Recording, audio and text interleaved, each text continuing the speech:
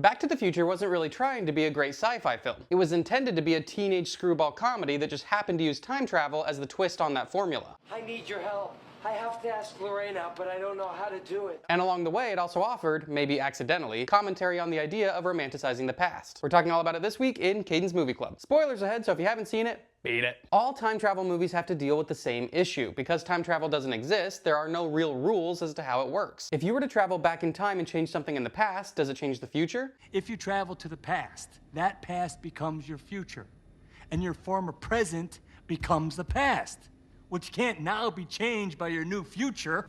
So Back to the Future is a bunch of bullshit. You can see how it presents a challenge for storytelling. A filmmaker has to figure out how they want time travel to work for the sake of their story, and then how to communicate those rules in a way that the audience agrees to go along with it. No matter how much a movie tries to justify its version of time travel, it's still asking the audience for suspension of disbelief. Suspension of disbelief refers to the idea that the audience is willing to accept things that aren't realistic or possible for the sake of enjoying a story. But that gets even easier with Back to the Future, when we realize that the writers, Robert Zemeckis and Bob Gale, were not trying to create a hardcore sci-fi movie. They were making a teen screwball comedy and using time travel as the narrative device to do so. Screwball comedy is a genre that rose up in the 1930s and stayed popular into the 50s. And the whole point is that it presents itself with a typical romantic dynamic, but then defies audience expectations. In the same way that a screwball pitch in baseball tricks the batter, these movies would deliberately go against whatever you'd expect to happen in a typical romantic movie to surprise the audience.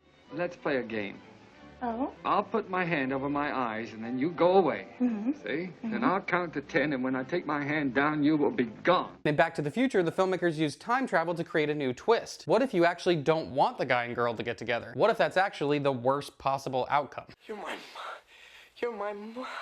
My name is Lorraine. This was the real point of the movie, which is why as soon as Marty travels back in time to 1955, the time machine doesn't work anymore. And it doesn't work again until the big finale. Bob Gale had the idea when he was flipping through his parents' old yearbooks and saw his dad was class president. He wondered, could I have been friends with that guy when I was in high school? But the real magic trick of Back to the Future is all in its story structure. Gale and Zemeckis were big believers in the 25-minute rule. They thought that an audience would sit still for 25 minutes, and if by the end of that time you've convinced them that the story is going somewhere interesting, then you've got them hooked. So Back to the Future fills its first 25 minutes with tons of moments that set up ideas for the audience. Your Uncle Joey didn't make parole again.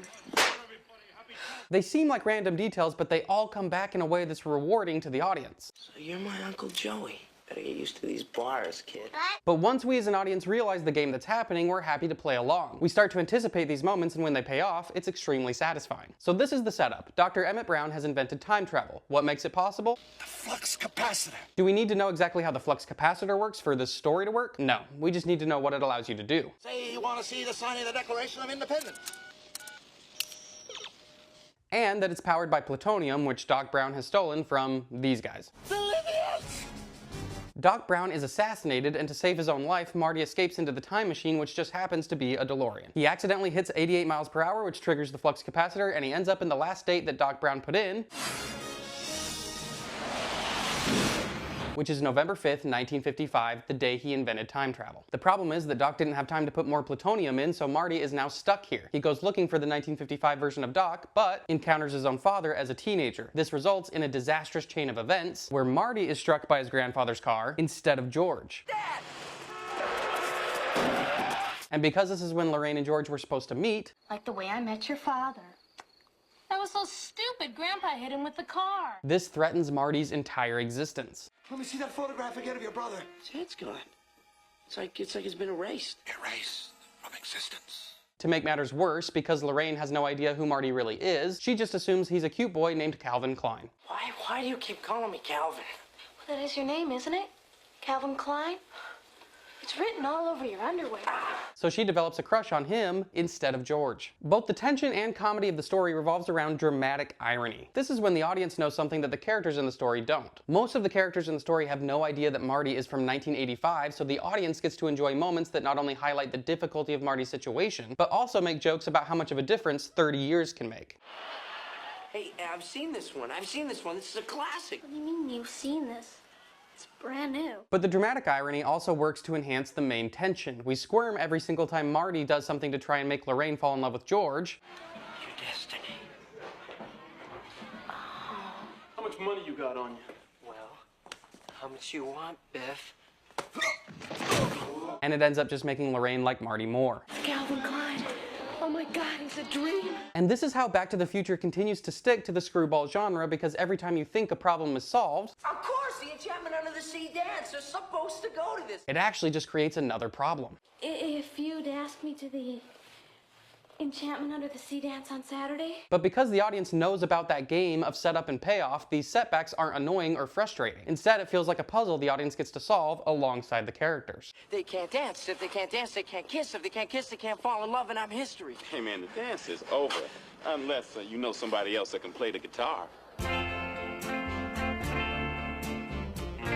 The real finale comes when Marty has to get back to the clock tower, because even though he's made sure his parents get together and he will actually be born, he has to make sure he doesn't miss his one chance of getting home. The only thing that can generate the 1.21 gigawatts of power the flux capacitor needs is a bolt of lightning. And thank heavens we know exactly when lightning will strike. 30 years ago, lightning struck that clock tower and the clock hasn't run since. Playing with the audience's expectations reaches its peak moment here, as everything that can go wrong does go wrong. It's not the kind of movie where things are going to end poorly. We're pretty sure that things will work out, but the filmmakers play every card in their deck to trick us into thinking otherwise.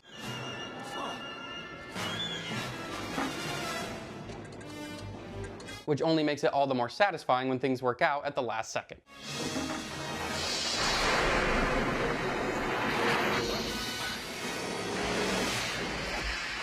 But it's when Marty returns home that we get a really interesting look at the culture of 1985, which has only become more interesting as time has passed. Marty finds out that his life isn't just back to normal, he's actually improved it. Because of his influence, George and Lorraine are now healthier, more confident, more in love, and of course, wealthier. Oh, Marty, I almost forgot Jennifer Parker called. Oh, I sure like her, Marty. Their other kids are now more successful as well. The movie presents the 1985 version of Hill Valley as a rundown city. It's dirty, there's graffiti everywhere, the adults haven't amounted to anything, and they seem to be passing that failure on to their children. But when Marty goes back to 1955, everything is clean, bright, and charming. Things are full of promise. They really cleaned this place up. So it seems like Marty was able to fix his present by literally returning to the past. When Marty returns home, he hasn't changed his perspective and become a better person. Instead, he's changed reality. It's not an internal character arc where he came to understand why his parents are the way they are and learned some moral lesson. Instead, it's a fantasy in which his actions end up being rewarded by an increase in material wealth. This was even a complaint raised by Crispin Glover, who played George, and part of the reason he chose not to appear in the sequels. So it sure seems like the themes align with this idea that to fix the present, we must look to the past. But then again, Marty is only able to fix the issues of the present by correcting all of the mistakes of the past. The movie reveals all of the reasons why the McFlys do not have an ideal life in the present, and then allows Marty to fix all of those issues. For example, he helps George learn to stand up for himself. If you put your mind to it, you can accomplish anything. And encourages Lorraine not to drink or smoke. You might regret it later in life.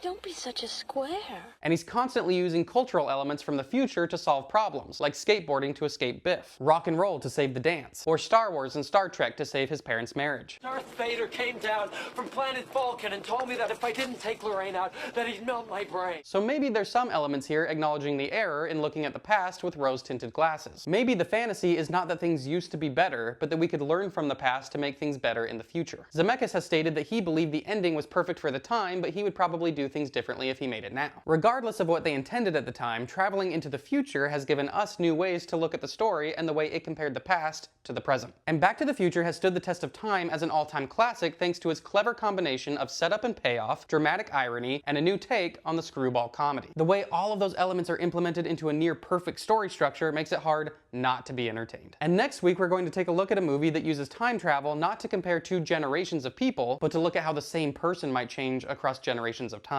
Looper takes place in the future of 2044, where time traveling hasn't been invented yet, but it will be, and by 2074 it's been made illegal. However, it has become the only way that organized crime can actually get rid of their victims. So if they want to somebody, they send them back in time where an assassin known as a looper will do the deed and dispose of the body. So here's some questions to keep in mind while you watch. What questions do you think the story is trying to ask by making the protagonist and antagonist the same person? Who do you think is the protagonist and antagonist? Does that change as the story progresses? Are you viewing Joe as two separate characters or one? What do you think the idea of the loop symbolizes? How does Joe's final decision affect how you view him as a character? So let's chat about Back to the Future in the comments, and I'll see you back here next Sunday to discuss Looper. And if you want to stay in the know about Movie Club, you know where to go.